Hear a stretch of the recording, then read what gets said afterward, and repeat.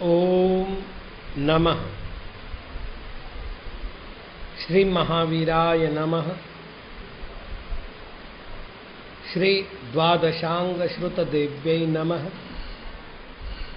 आचार्य श्री आदि सागर महावीर कीर्ति सन्मति सागर गुरुभ्यो नमो नमः।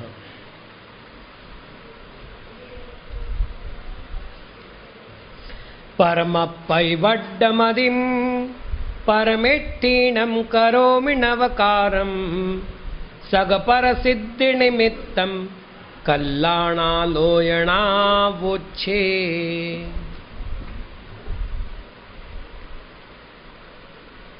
कल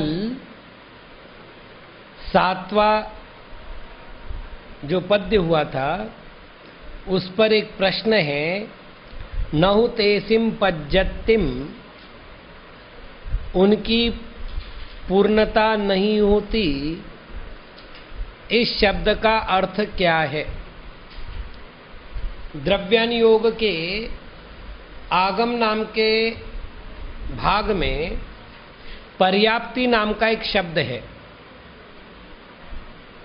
शक्ति की पूर्णता को पर्याप्ति कहते हैं। इसके संबंधित कल थोड़ा सा प्रकाश डाला गया था। आहार, इंद्रिय, श्वासोश्वास, आहार, शरीर, इंद्रिय, श्वासोश्वास, भाषा और मन, इन संबंधित जो शक्ति होती है उस शक्ति की पूर्णता को पर्याप्ति कहते हैं और शक्ति की अपूर्णता को अपर्याप्ति कहते हैं। यहाँ पर लिखा है नहु तेसिम पज्जति, अर्थात उनकी पर्याप्ति पूर्ण नहीं होती, ये अर्थ लेना चाहिए। अर्थात उनको अपने शरीर के योग्य जिस प्रकार की शक्ति की पूर्णता चाहिए वो उनमें नहीं होती। आज हम चर्चा कर रहे हैं 8वीं गाथा की। माया पिया कुडुम्बो सुजन जन को विनायदी सत्ते, एगागि भमदि सदा नहीं वियो अति संसारे। माया माता, पिया पिता, कुडम्बो कुटुंब, सुजन जनो स्वजन, सत्ते साथ, न नहीं आये ही आता है। जीव सदा हमेशा एकागी एकाकी भवई भ्रमण करता है। ही निश्चयतः संसारे, संसार में कोई वियो दूसरा न नहीं अथि है।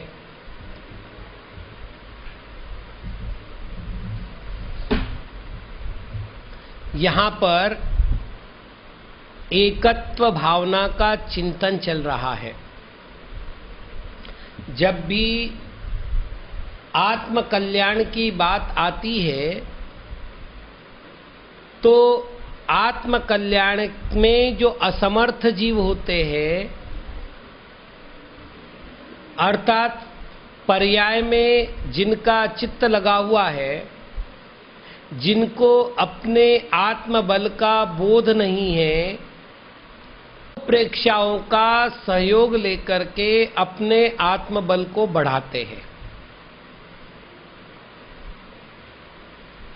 सामान्य रूप से मनुष्य की भ्रांत धारणा है वो ये कि माता मेरी है, पिता मेरे है, कुटुंब मेरा है, बंधु वर्ग मेरे हैं, ये मेरे सहयोगी भी है, मेरे हित चिंतक भी है, इनके कारण से मेरा हित होता है और इनके प्रति वो अनुराग करने लगता है। ये अनुराग जहाँ उत्पन्न होता है वहाँ उनके जो प्रतिनिक है, विरोधी है, उनके प्रति द्वेष उत्पन्न होता है। राग द्वेष की भावना में आदमी ये भूल जाता है कि मैं इनसे पर हूं। आचार्य पूज्यपाद महाराज जी ने इष्टोपदेश में लिखा, दिग्देशेभ्य खगायेत्य संवसन्ति नगे नगे स्व स्व कार्य वशात यान्ति देशे दिक्षु प्रगे प्रगे। अलग अलग दिशाओं से पंछी आए, रात्रि के काल में वो एक पेड़ पर रहे,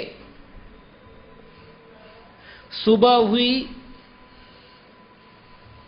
अपनी अपनी इच्छित दिशा में वो पंछी उड़ गए। तो केवल रात का जो समय है वो उनके मिलने का समय है, एक जगह रहने का समय है, वो उनके पूरे साथी नहीं है। वही स्थिति मनुष्य की है। पिछले भव में हमने कुछ पुण्य कर्म किए, मनुष्य पर्याय प्राप्त की, मनुष्य पर्याय में हमें अलग अलग संबंध प्राप्त हुए। जब तक आयु कर्म बचा हुआ है तब तक ये संबंध रहेंगे। जिस दिन आयु कर्म पूरा हो जाएगा, सभी जीव अपनी अपनी दिशा में उड़ के चले जाएंगे। जिसने जैसा कर्म किया उस गति में, उस आयु में वो प्राप्त हो जाएंगे। तो ये संयोग संबंध है जिन लोगों से हम मिल रहे हैं। लेकिन ममकार की भावना मुझे इनके साथ जोड़ रही है, और इस ममकार की भावना ने जब मुझे इनके साथ जोड़ दिया तो अनेक प्रकार के संकल्प विकल्प मेरे मन को मथने लगे। आचार्य महाराज कहते, एक बार विचार करके देखो, जब तुमने जन्म लिया था उसके पहले क्या ये तुम्हारे साथ आए, अर्थात जन्म के साथ तुम्हारे साथ आए? और जिस क्षण तुम्हारी मृत्यु होगी क्या तुम्हारे साथ ये जाएंगे? तो न तो जन्म के साथ आए, न मृत्यु के बाद तुम्हारे साथ जाएंगे। इनका संबंध तुम्हारे साथ उतने दिन का है जितने दिन तुम्हारी आंख नहीं मूंदती। दो प्रकार के स्वप्न होते, एक आंख मूंदने के बाद देखने वाला सपना होता है और एक आंख खुलने के समय देखने वाला सपना होता है। रात्रि काल में जो हम सपना देखते हैं वो आंख मूंद करके सपना देखते हैं, वो तो सुबह हो गई और सपना खत्म हो गया। लेकिन ये जिंदगी का सपना जो है, जैसे ही आंख मूंद लेंगे अर्थात प्राण विसर्जन हो जाएगा, ये सपना समाप्त हो जाएगा। तो विचार करने लायक है कि हमने जिन पर वस्तुओं को, यहां तो कुछ नाम लिए हैं और वो भी चेतन पदार्थों के नाम लिए, माता चेतन है, पिता चेतन है, कुटुंब चेतन है, स्वजन बंधु वर्ग चेतन है। अब इनके साथ अचेतन को भी आप जोड़ लो। क्या वो चेतन, क्या वो अचेतन वस्तुएं हमारे स्वरूप से मिली हुई है? तो अचेतन वस्तु तो स्पष्टतः पुद्गल है। लेकिन जब आध्यात्मिक ग्रंथों में स्वद्रव्य और परद्रव्य की बात की, जिसमें गुण और पर्यायें पाई जाती है, उसको द्रव्य कहते हैं। द्रव्य के 6 भेद है: जीव, पुद्गल, धर्म, अधर्म, आकाश और काल। तो स्पष्ट रूप से पुद्गल द्रव्य, धर्म द्रव्य, अधर्म द्रव्य, आकाश द्रव्य और काल द्रव्य, ये 5 द्रव्य पुद्गल ही, मतलब पर ही है, मैं नहीं हूं। अब बचा जीव द्रव्य। जीव द्रव्य में 2 भेद करने हैं, पहला स्वद्रव्य और दूसरा पर द्रव्य, अर्थात स्वजीव द्रव्य और परजीव द्रव्य। तो मेरी आत्मा एक और मेरी सन्निधि में आत्माएं आने वाले अनेक। तो जितनी आत्माएं मेरी सन्निधि में आ रही है वो सारी की सारी आत्माएं पर द्रव्य है, वो मैं नहीं हूं, वो मेरे नहीं है, वो मुझ में नहीं है, मैं उनका नहीं हूं, मैं उनमें नहीं हूं। उनका द्रव्य, उनका क्षेत्र, उनका काल, उनका भाव अलग है, और मेरा द्रव्य, मेरा क्षेत्र, मेरा काल और मेरा भाव अलग है। मेरा अस्तित्व अलग है, मेरा ज्ञान अलग है, मेरा सुख अलग है, मेरे सारे गुण अलग है। जब इस प्रकार परस्पर दोनों के संबंध को हम विच्छिन्न करते हैं, लोग मुझसे पूछते हैं ऐसा करने पर तो फिर हमारी कोई रिश्तेदारी ही नहीं बचेगी। नहीं, व्यवहार धर्म की जगह व्यवहार धर्म का परिपालन किया जाता है। मैं एक आचार्य हूं, मुझे ज्ञात है कि मेरी आत्मा शुद्ध है, एकाकी है, लेकिन जब मैं सामायिक के काल के बाद बैठता हूं, शुभोपयोग की स्थिति में बैठता हूं, तो मैं संघ संचालन करता हूं, मैं उपदेश देता हूं, प्रायश्चित देता हूं, दीक्षा देता हूं, सब करता हूं।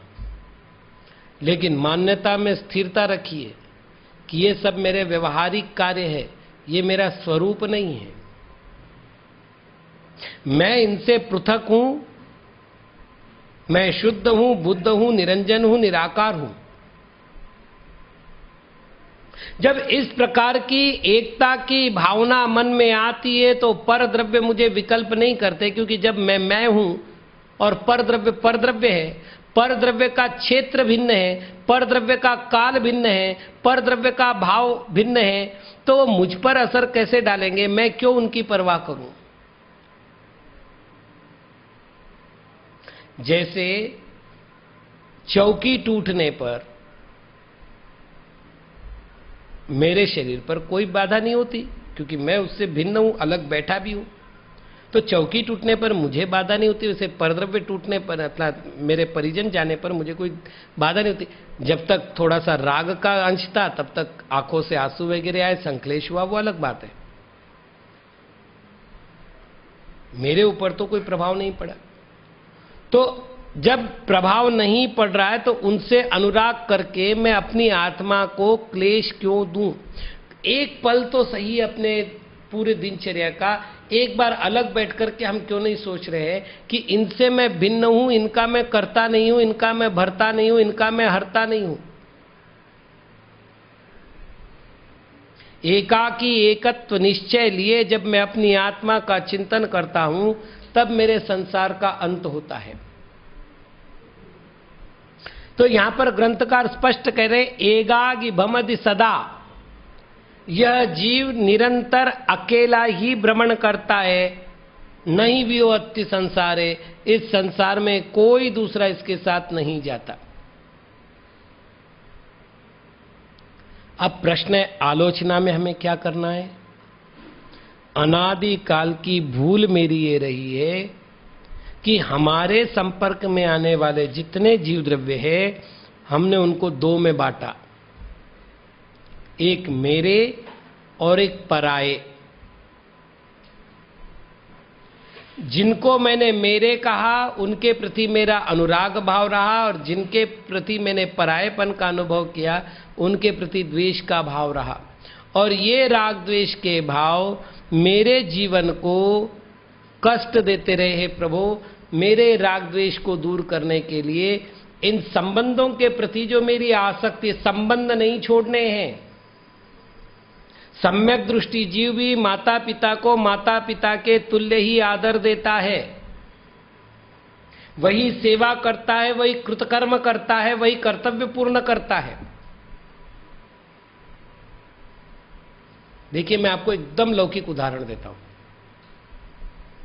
घर में बिटिया पैदा हुई, हम उसका पूरा लालन पालन करते हैं, उसको पढ़ाते हैं, उसकी रक्षा करते हैं, उसके शरीर का पोषण हो, उसकी मानसिक स्थिति विकसित हो, सारे प्रयत्न करते हैं। लेकिन मन में क्या होता है? ये पराया धन है। ठीक है ना? वैसे संसार के सारे कर्म करते समय एक साधक को इतना ध्यान रखना चाहिए कि मैं एक आत्मा हूं। ये संयोग संबंध से जुड़े हुए मेरे रिश्ते हैं, जिस दिन संयोग वियोग में बदल जाएगा ये मुझसे दूर हो जाएंगे। अतः इस संयोग जनित हे प्रभु जो मेरे अंदर राग हुआ, मेरा वो राग अब दूर हो जाए। अनादिकाल से जो मैंने भूल की, पर को अपना मान बैठा निज को तो जाना नहीं, भूल है आपकी आपको माना नहीं। मैंने सब कुछ जान लिया, मैंने अपने आप को नहीं जाना। ये मेरा है जाना, वो मेरा है जाना, वो मेरा है जाना, मैं मेरा हूं ये कभी नहीं जान पाया। और ये दोष हे प्रभु मैं आलोचना कर रहा हूं, मेरा ये दोष अब दूर हो जाए, मुझे मेरा भान हो जाए। तो ये 8वें नंबर की गाथा हुई। अब हम 90 नंबर की गाथा की ओर बढ़ते हैं। आउ खये विपत्ते न समत्तो को वि आउदायेन, देवेंदो न नरेंदो मणि ओसई मंत जालाई। आयु क्षयेवि, आयु का क्षय होने पर मरण पत्ते प्राप्त होता है। मंत जालाई, मंत्र जालादि, देवेंदो देवेंद्र, नरेंदो नरेंद्र, मणिम मणि, ओसह औषध, य और कोई भी आयुदाने आयु का दान करने में समर्थो समर्थ नहीं है। यदि हम किसी को कहे कि तुझे सुमेरु पर्वत के बराबर सोने का दान देते हैं और उसके बदले तू मर जा, तो क्या उत्तर देगा कि उस सोने को लेकर मैं करूंगा क्या जब मैं ही नहीं रहूंगा। नीतिकारों ने लिखा आयुष क्षण एकोपि स्वर्ण कोटिम न लभ्यते, करोड़ों स्वर्ण देने बाद भी आयु का एक क्षण नहीं मिलता। ऐसे संसार में आदमी को भय लगता है तो मृत्यु से भय लगता है, और मृत्यु के भय से बचने के लिए वो विविध प्रकार के प्रयत्न करता है। उसने कभी अशरण भावना को नहीं भाया। यहां पर अशरण भावना को भाने की प्रेरणा दे रहे हैं। एक दो बातें स्पष्ट कर दूं। क्या जैनागम में मंत्र तंत्र का प्रयोग नहीं है? यदि नहीं होता तो 12वें अंग में अर्थात दृष्टिवाद अंग में जो 5 चूलिकाओं का वर्णन है वो नहीं हुआ होता। विद्यानुवाद नाम का 10वां पूर्व नहीं होता। 14 पूर्व में 10वां पूर्व विद्यानुवाद जो पूरा मंत्र तंत्रों से भरा हुआ है। बार बार ये कहा जाता है मणि मंत्र तंत्र बहु होई, मरते न बचावे कोई। यहां भी लिखा है मणि ओसई मंत जालाई, मणि औषध मंत्र आदि का समुदाय। जाल का अर्थ होता है समुदाय। इससे जो है आयुष्य नहीं बचता। इसका अर्थ क्या है? आपने वैदिक कथाओं में सुना होगा कि राक्षस ने तप किया, उसने घोर तप किया तो भगवान प्रकट हो गए। पूछा बोल तुझे क्या चाहिए? तो उसने कहा मुझे अमरत्व दो। भगवान ने कहा भाई अमरत्व देने की सामर्थ्य तो मुझ में भी नहीं है, तो तू ऐसा वरदान मांग ले कि तेरा मरण तेरी दृष्टि में दुष्कर हो, मतलब हो ही नहीं सकता। तो फिर उसने तरह तरह के वरदान मांगे। ऐसी कई सारी कथाएं आपको वैदिक आगम में मिल जाएगी। यहां जब वो कह रहे हैं कि मणि औषध मंत्र जाल तुम्हें आयुष नहीं दे सकते, इसका अर्थ पूर्णायु नहीं दे सकते। मतलब एक व्यक्ति 8 कर्म की पूंजी साथ में लेकर के यहां तक आया। यहां आने के समय उसने ज्ञानावरण कर्म की प्रकृतियां साथ लाई, दर्शनावरण कर्म की प्रकृतियां साथ लाई, मतलब 8 कर्म प्रकृति साथ लाई। तो आयु कर्म को उसने जो निषेक बांधे थे वो उतने ही थे जितने वो बांध करके लाया था। अब उसमें घटती बढ़ती नहीं होती। ये सामान्य सिद्धांत। किंतु एक और सिद्धांत है जिसको कदली घात मरण कहा गया है आगम की भाषा में। और कदली घात मरण में ये है, कदली यानी केला, केले का जो पेड़ होता है वो एक साथ काटा जाता है। तो कदली घात मरण में ऐसे कुछ कारण होते हैं।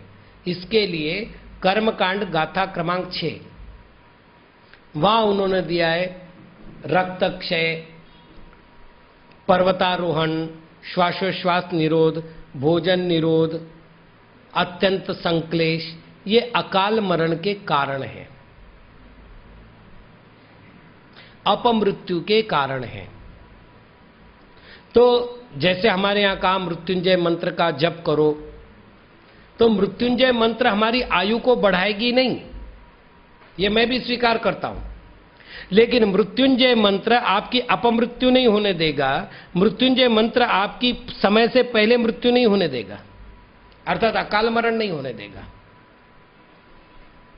ये जो एकांतता कहा जा रहा है कि मणिमंत्र तंत्र बहु वही मरते न बचावे, कोई भाई मरते न बचावे, लेकिन अकाल में मरने वाले को तो बचा सकता है ना।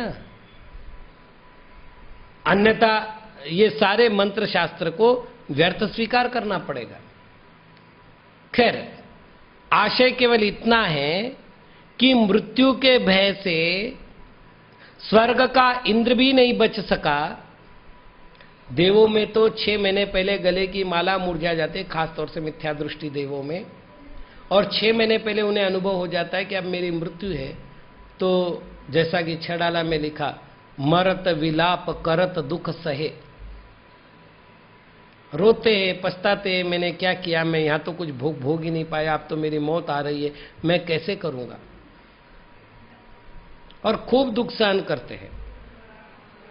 तो वो दशा ना आवे, यहां पर स्पष्ट रूप से हम ये चिंतन करें कि आयु का क्षय होने पर मंत्र जालादिक, अर्थात मंत्र, औषध, मणि इत्यादि का समूह अथवा देवेंद्र नरेंद्र आदि का समूह मुझे आयु का एक क्षण भी नहीं दे सकता। यहां 2 बातें निश्चित करनी है। पहली बात, मेरी मृत्यु निश्चित है, क्योंकि मैं मर्त्य हूं। मर्त्य का अर्थ मनुष्य, मरण धर्मा। तो मैं मर्त्य हूं, मेरी मृत्यु निश्चित है, और मृत्यु से पहले मुझे ऐसा कुछ काम करना है कि मुझे मृत्युंजय बनना है।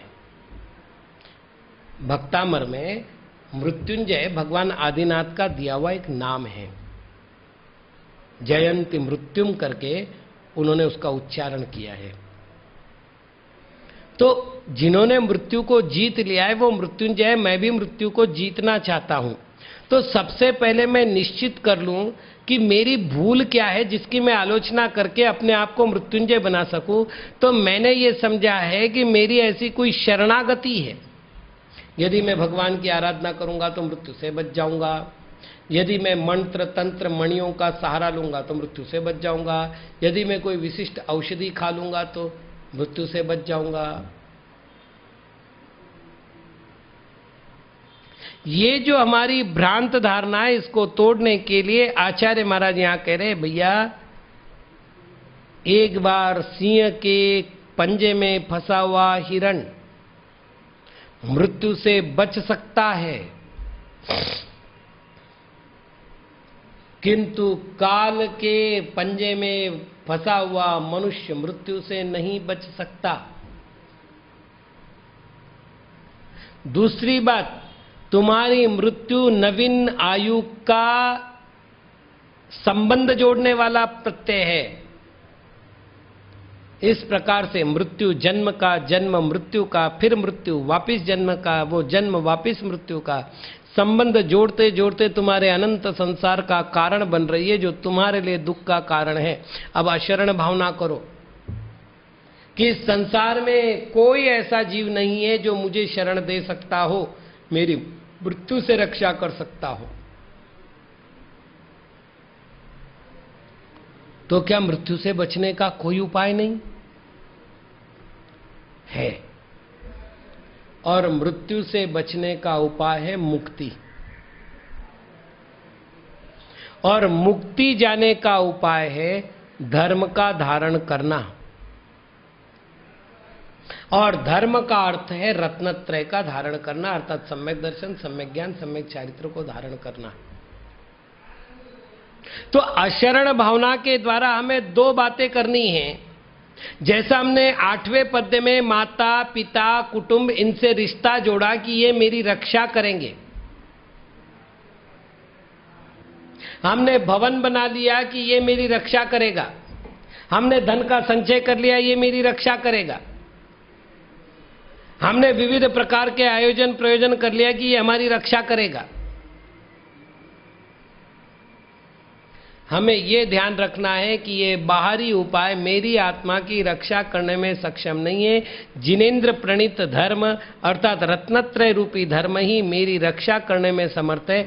मेरे मृत्यु को भी मृत्यु देने का काम अगर कोई कर सकता है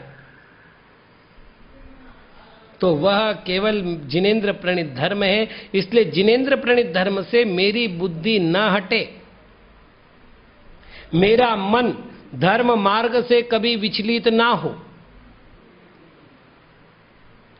यह भावना अशरण भावना के द्वारा उत्पन्न होती है। क्योंकि जब हमने कहा संसार में कोई शरण नहीं, तो लौकिक शरण से हमारी मुक्ति हो गई, तो हम आध्यात्मिक शरण खोजते, तब हम कहते चत्तारि शरणम पव्वज्जामि, 4 हमारे लिए शरण है। लेकिन सावधान, ये भी व्यवहार नहीं है। इन 4 में से जब हम निश्चय की ओर बढ़ेंगे तो एक भी शरण नहीं होगा। फिर अंत में शरण कौन? मेरी आत्मा मेरे लिए शरण है।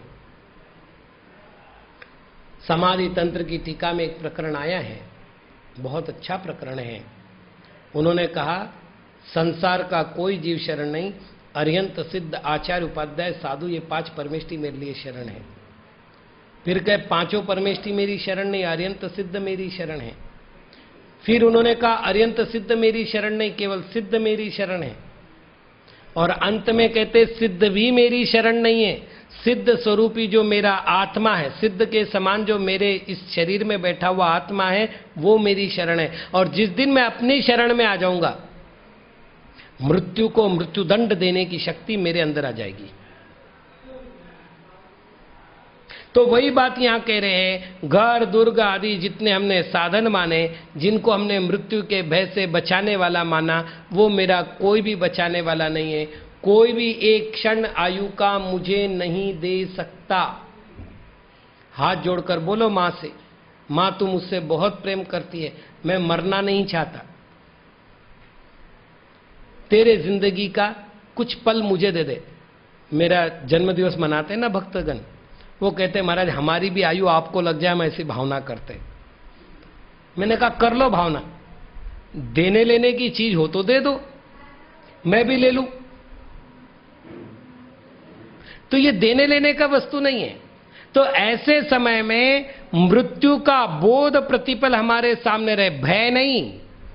ध्यान रखना, भय पाप है और बोध स्वभाव है।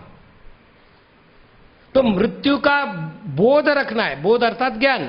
मृत्यु का बोध रखना है, मृत्यु का भय नहीं रखना है।